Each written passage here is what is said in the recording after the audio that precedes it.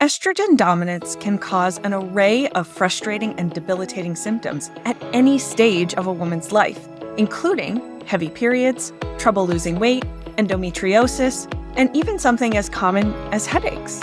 But how do you know if you're estrogen dominant? And more importantly, what can you do about it? Keep watching to learn how to assess and address estrogen dominance in females. There are many reasons for hormone imbalance symptoms in females, which is one of the things that makes these types of health issues so frustrating. If you struggle with PMS, infertility, hot flashes, low libido, heavy or irregular periods, mood swings, anxiety and depression, weight gain, hair loss, muscle loss, chronic UTIs, acne, endometriosis, or another of the dozens of hormone-related problems common in females, you're not alone. And in this video, we're going to demystify one of the most common hormone imbalances that I see in my clients, estrogen dominance, otherwise called dysestrogenism. There are 4 important things you need to know right away about this condition before we go any further.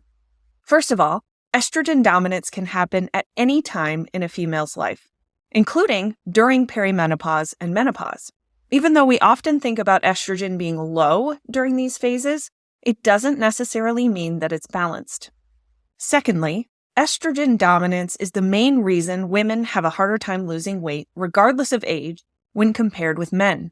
The way that estrogen interacts with your other hormones can dramatically impact your metabolism, which then determines whether the food you eat is burned or stored as fat. Thirdly, estrogen dominance can happen independent of estrogen excess. That means that you could still be estrogen dominant even if your doctor tells you your blood levels are normal. In fact, I see it all the time. Speaking of estrogen levels, the 4th thing you need to know is that reliable testing of your estrogen levels is the best way to rule in or rule out estrogen dominance as the underlying cause of your symptoms. I'm telling you this as a functional medicine consultant with more than a decade of helping women sort out their hormones. Test, don't guess. Because even I've been surprised by what's revealed when my clients get the right, appropriate data collected at the right time. So if you're suspicious that hormone imbalances could be causing or contributing to your symptoms, stick around because there's more to the story of estrogen than you might think. Let's start by investigating estrogen. Where is it made? What does it do? Who does it hang out with? Estrogen is made in 3 main places in females: in the ovaries, in adipose or fat tissue, and in the adrenal glands, especially postmenopause. While estrogen has gotten a bit of a bad reputation for being inflammatory and disruptive, we need to remember that it's not the enemy. Estrogen is a growth-oriented hormone. It helps develop the lining of the uterus, also known as the endometrium, preparing the body for egg implantation and pregnancy. It supports the integrity of your bones as you age. And recent research has found that it plays a large role in preventing cardiovascular disease and Alzheimer's disease. It can also protect how well your brain functions under stress. Side note, this is one of the reasons why mental fatigue is such a common symptom for women in menopause. The trouble with estrogen comes when it's not balanced by progesterone, the calm, cool, collected cousin of estrogen made in the ovaries of premenopausal females. Progesterone supports sleep, positive mood, relaxation, and memory. It also protects against cardiovascular disease as well as endometrial cancers. Between the ages of 35 and 50, it's common for progesterone production in the ovaries to decline, which is one of the reasons many women in perimenopause start to notice symptoms of estrogen dominance.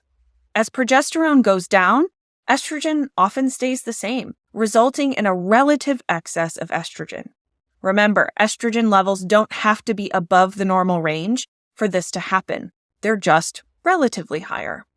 This mismatch can result in extremely heavy periods, unexplained weight gain or weight loss resistance, fatigue, breast tenderness, fibroids, and ovarian cysts and polyps.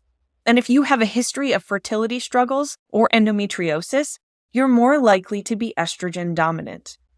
Many women who have had ablations or hysterectomies to manage hormone problems later find out that they have estrogen dominance, and these procedures only band-aided the issue.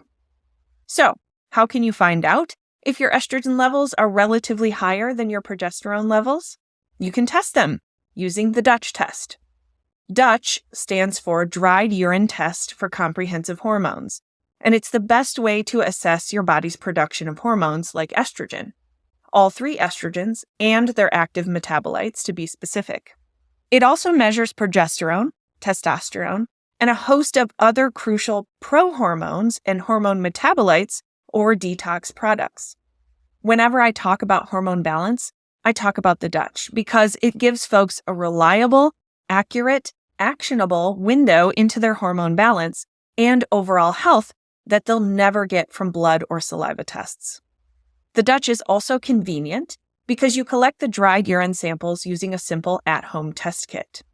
One of the most common reasons for estrogen dominance is inefficient or overwhelmed estrogen detoxification.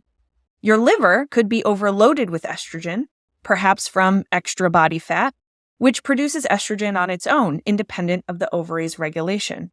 You could also have overactive aromatase, which is an enzyme that turns testosterone and other androgenic hormones into estrogen, resulting in an estrogen overload. You could have a problem with the bacteria in your gut, resulting in the recirculation of detoxified estrogens from your intestines back into your bloodstream.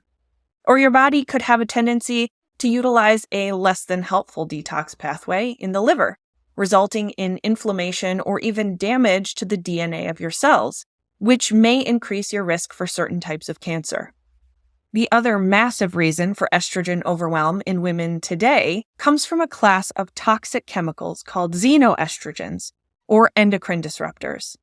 Skincare products and plastics are the most common environmental sources for external estrogens to make their way into your body and contribute to estrogen dominance and toxin overload.